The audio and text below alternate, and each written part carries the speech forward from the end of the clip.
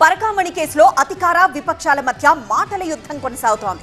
SIT విచారణకు హాజరైన YV Subbareddy దీన్ని రాజకీయ వివాదంగా కాకుండా భక్తుల మనోభావాలకు సంబంధించిన ఇష్యూగా చూడాలన్నారు.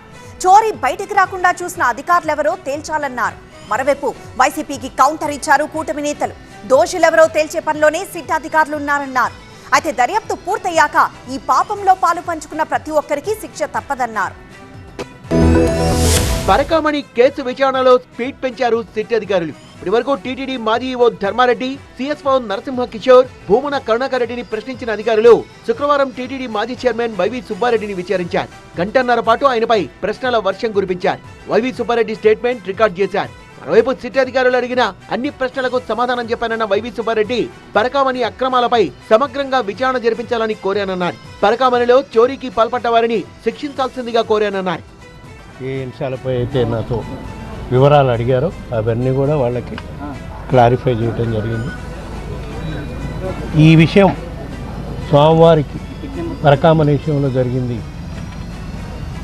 ఇది చాలా ఘోరం. అట్లా దొంగతనం జరగటం, దీనిపై సమగ్రంగా విచారణ జరిపి ఎవరైతే బాధ్యులో ఎవరు దోషులో వాళ్ళు నిర్ధారణ చేసి వాళ్ళు పట్టుకొని కోర్టు ద్వారా అన్ని చర్యలు తీసుకోండి.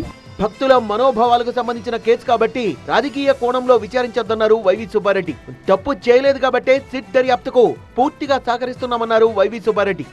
వైవి సుబ్బారెడ్డి వ్యాఖ్యలకు కౌంటర్ ఇచ్చిన కూటమి నేతలు పరకామణి చోరీలో వైసీపీ నేతల హస్తం ఉందన్నారు. అందుకే వారి హయాంలో చోరీని బయటపెట్టలేదని, పరకామణి చోరీ చేసిన వారికి, చేయించిన వారికి, ఆ విషయాన్ని బయటకు రాకుండా చేసిన వారికి కూడా శిక్ష తప్పదన్నారు బీజేపీ నేత టీటీడీ బోర్డు మెంబర్ భానుప్రకాష్. మీ చేతుల్లో అధికారం పెట్టుకుని మొత్తం వ్యవహారం అంతా నీరు నడపాల్సింది పోయి ఆ రోజంతా రాజీ అయ్యి కొందరు డబ్బులు 100 కోట్ల రూపాయల డబ్బులు చేతులు మారాయని చెప్పి శ్రీవారి భక్తులు ఆందోళన ఆవేదన చెందుతా ఉంటే ఈ రోజు వచ్చి చెట్టు కింద కాకమ్మ కథలు చెప్తావు. నువ్వు మీ చేతుల్లో అధికారం ఏం చేశారు? నిద్రపోయారు మీరు.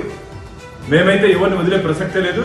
ఖచ్చితంగా ఎవరెవరు పరకామణిలో దొంగతనం చేసి దాచుకున్నారో, ఎవరెవరు పరకామణిలో పంచుకున్నారో అందరినీ చట్టం ముందు నిలబెట్టబోతున్నాం. చట్ట పరిధిలో అందరినీ శిక్షించబోతున్నాం. వైసీపీ హయాంలో టీటీడీని అప్రతిష్ట పాలు చేశారంటూ విమర్శించారు కూటమి నేతలు. తాము అధికారంలోకి వచ్చాక అవినీతి పరుల భరతం పడుతున్నామన్నారు.